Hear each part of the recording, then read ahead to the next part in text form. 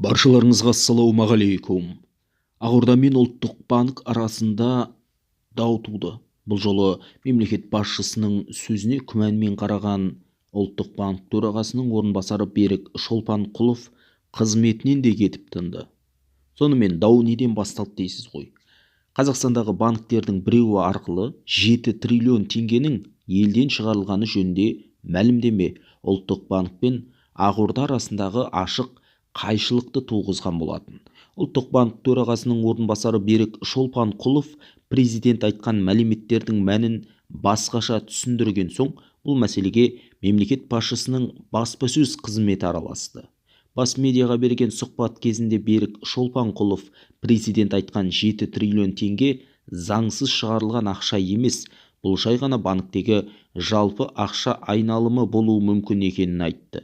Ол мысал ретінде екі адам күн сайын бір-біріне ақша аударса, бір жылдың ішінде үлкен сома жиналатынын келтірді.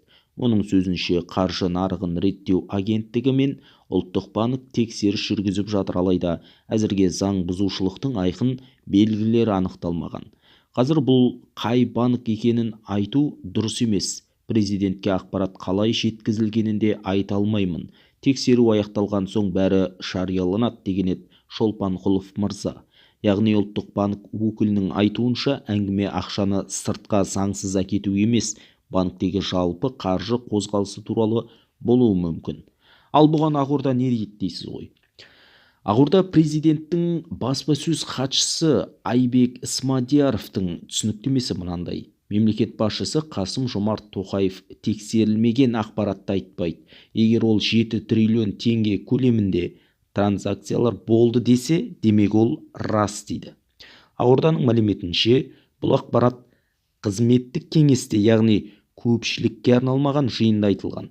Ол кеңес қаржы мониторинг агенттігінің ғимаратында өткен. Сонымен қатар президент әдейі банк атауын, ақша қай елден келгенін және қай елге кеткенін атамаған. Бұл шешім саяси және дипломатиялық себептермен қабылданбаған көрінеді. Міне осылайша президент сөзіне күмәнмен қараған ұлттық банк басшысының орынбасары Берік Шолпанқұлов өз сөзінен опық жеп, жұмысынан, яғни қызметінен де айырылды.